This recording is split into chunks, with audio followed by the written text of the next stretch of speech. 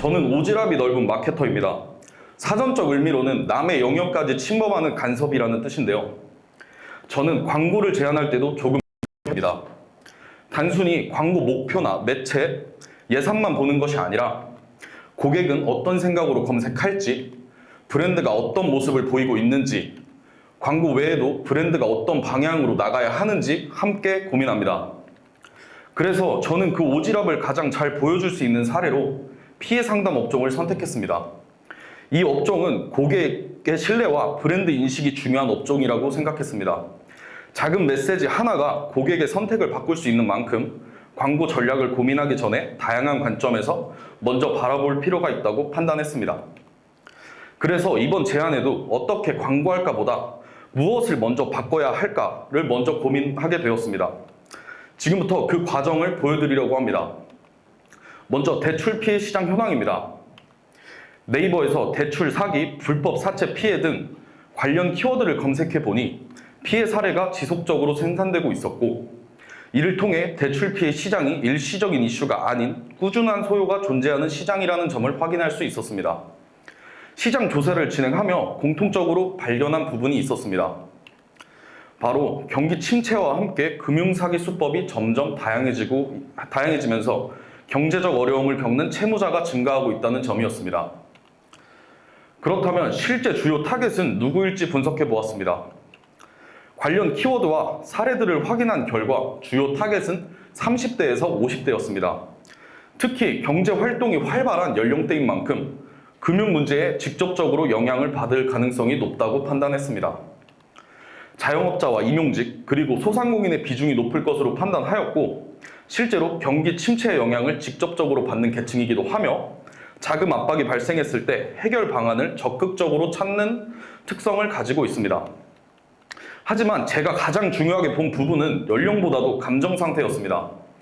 대출 피해를 겪는 고객은 불안감과 스트레스, 채무 압박 속에서 해결책을 찾고 있는 상황입니다. 다음으로 이들이 어떤 매체를 소비하는지 분석했습니다. 문제 발생 이후에는 네이버와 같은 매체를 통해 검색하는 비중이 높고, 평소에는 유튜브와 페이스북 등 영상 콘텐츠 소비 비중이 높게 나타났습니다. 이러한 분석을 종합했을 때 핵심은 단순했습니다. 이들에게 필요한 것은 화려한 광고가 아니라 안심할 수 있는 메시지였습니다. 그래서 광고 방향도 안전함, 전문성, 신뢰를 중심으로 설계했고, 감정적 공감을 통해 상담 문의로 자연스럽게 이어질 수 있는 전략을 제안하려고 합니다. 타겟 분석 이후 실제 경쟁사들이 어떤 방식으로 고객을 확보하고 있는지 확인했습니다.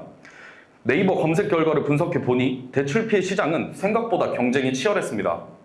보시는 것과 같이 법무법인과 피해 대응 플랫폼까지 다양한 형태의 업체들이 광고를 집행하고 있었습니다.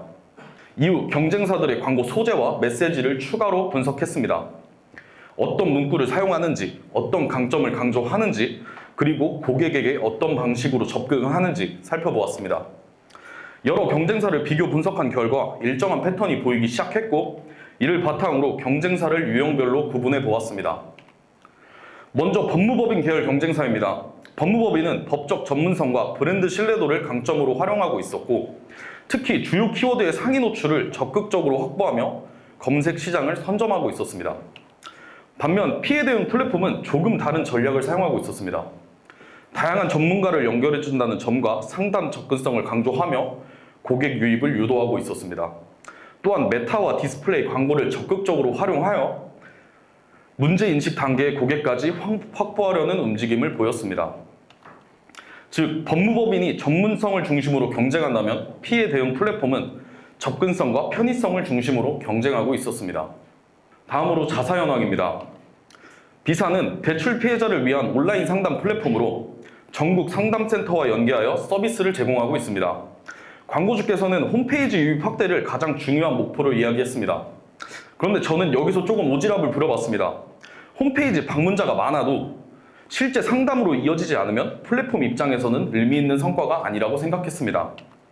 그래서 진성 DB 확보까지 KPI에 추가했습니다.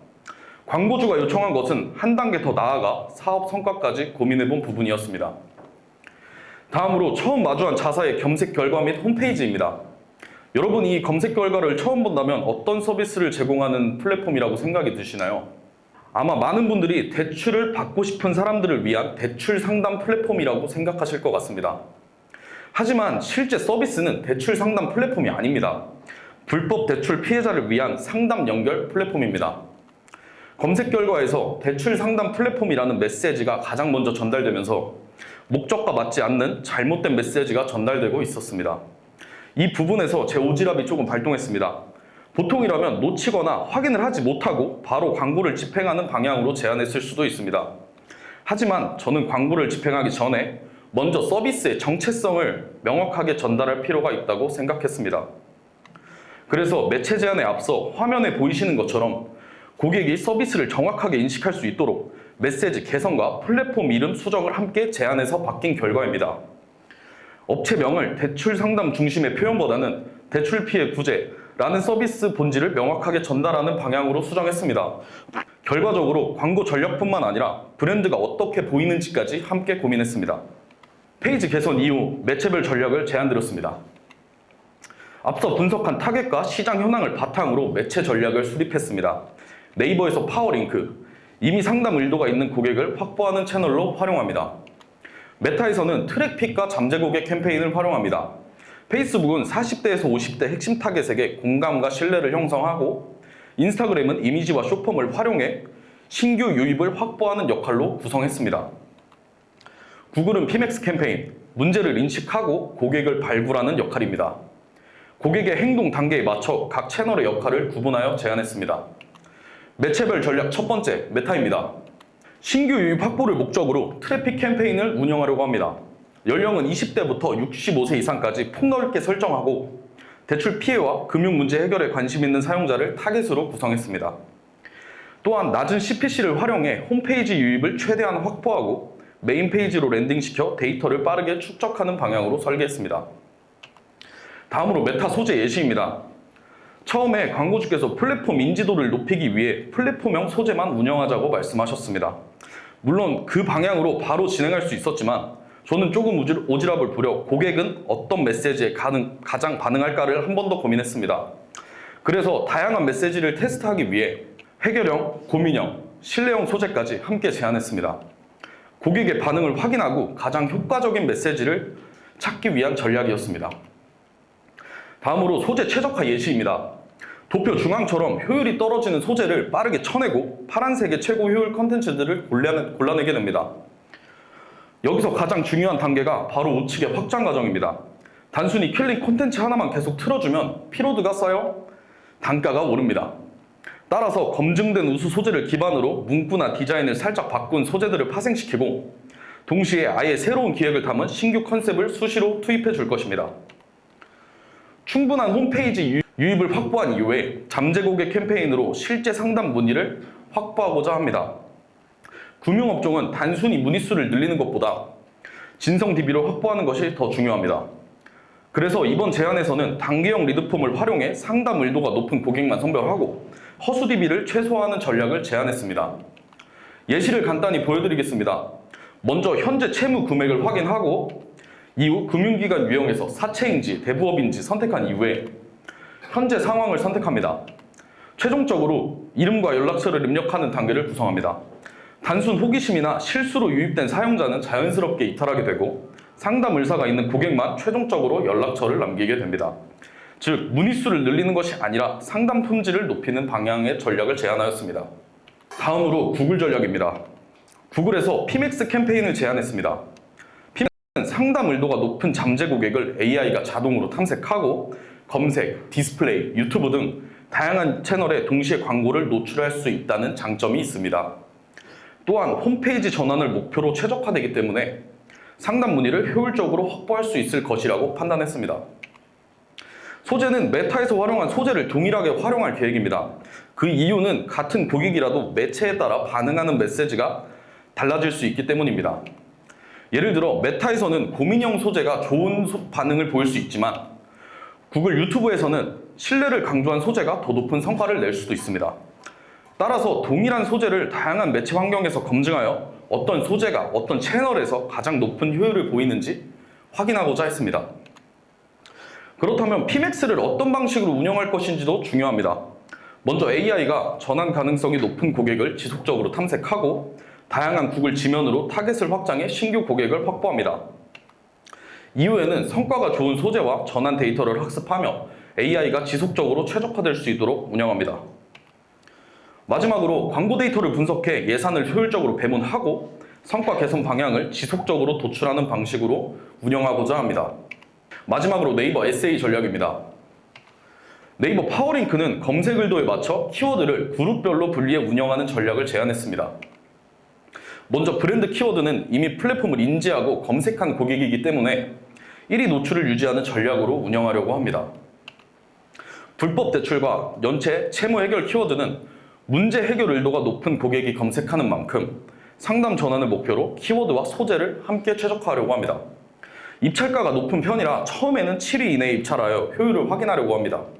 마지막으로 긴급 상황 키워드는 당장 해결책이 필요한 고객이 검색하는 경우가 많기 때문에 모바일 환경에서 빠르게 상담을 신청할 수 있도록 1위 고정 입찰을 제안하였습니다. 다음으로 키워드 운영 전략입니다. 파워링크는 타겟에 맞는 소재와 키워드를 구성하고 세부 키워드를 발굴하며 낮은 CPC와 높은 전환을 동시에 목표로 했습니다. 다음은 입찰 전략입니다. 업종에 맞게 입찰 솔루션을 커스터마이징합니다. 핵심 키워드는 직접 입찰로 상위 노출을 유지하고 그 외 키워드는 자동 입찰을 활용해 효율적으로 운영하는 전략을 제안했습니다. 마지막으로 분석 전략입니다. 광고는 집행보다 운영 이유가 더 중요하다고 생각했습니다. 입찰 데이터와 성과를 지속적으로 분석해 고객 확보에 맞는 입찰 전략을 개선하고 단순 노출 클릭 보고서가 아닌 다음 전략까지 제안하는 분석 보고서를 제공하고자 했습니다. 다음으로 타임테이블입니다. 먼저 1개월 차에는 트래픽 캠페인과 PMX를 활용하여 최대한 많은 잠재 고객을 홈페이지로 유입시키는 데 집중하려고 합니다. 특히 신규 플랫폼이었던 만큼 초기에는 브랜드와 서비스 인지도를 확보하려고 합니다. 2개월 차에는 잠재 고객 캠페인을 추가하여 실제 상담 문의 확보를 진행하려고 합니다. 단계형 리드폼을 활용하여 허수 DB를 줄이고 진성 DB를 확보하는 방향으로 설계했습니다. 마지막 3개월 차에는 네이버 검색 광고를 추가하여 운영하는 전략을 제안했습니다. 메타와 구글을 통해 잠재 고객을 지속적으로 발굴하면서 네이버에서는 이미 상담 의도가 높은 고객을 직접 확보하여 실제 문의와 전환을 극대화하는 구조입니다. 저는 먼저 데이터를 만들고 그 데이터를 기반으로 매체를 단계적으로 확장하는 것이 결국 더 빠르게 성과를 만드는 방법이라고 판단했습니다. 이처럼 저는 단순히 광고를 집행하는 것이 아니라 고객의 행동과 플랫폼 상황에 맞춰 단계적으로 성과를 만들어가는 전략을 제안했습니다. B사가 생각하지 못했던 플랫폼의 홈페이지, KPI까지 모든 부분에서 새로운 제안을 하면서 이 제안서의 끝은 수주로 이어졌습니다. 저는 광고주가 원하는 성과가 무엇인지 그 이상을 먼저 생각합니다. 그 이상을 생각하려고 노력하기 위해 저는 항상 광고주의 시선에서 먼저 고민합니다. 하지만 광고주의 시선만으로는 좋은 광고가 만들어질 수 없다고 생각합니다. 그래서 저는 고객의 시선으로 다시 한번 검증합니다. 이 두 시선을 바탕으로 마케터의 시선에서 가장 적합한 답을 제안합니다. 그래서 저는 저를 오지랖 넓은 마케터라고 표현했습니다. 오늘 소개해드린 사례도 단순히 광고를 제안한 사례가 아니라 광고주의 입장과 고객의 입장을 함께 고민했기 때문에 발견할 수 있었던 사례였습니다. 저는 앞으로도 광고주의 시선으로 고민하고 고객의 시선으로 검증하고 마케터의 시선으로 더 나은 답을 제안하는 마케터가 되겠습니다. 지금까지 광고 퍼포먼스 3본부 1팀 이규상이었습니다. 감사합니다.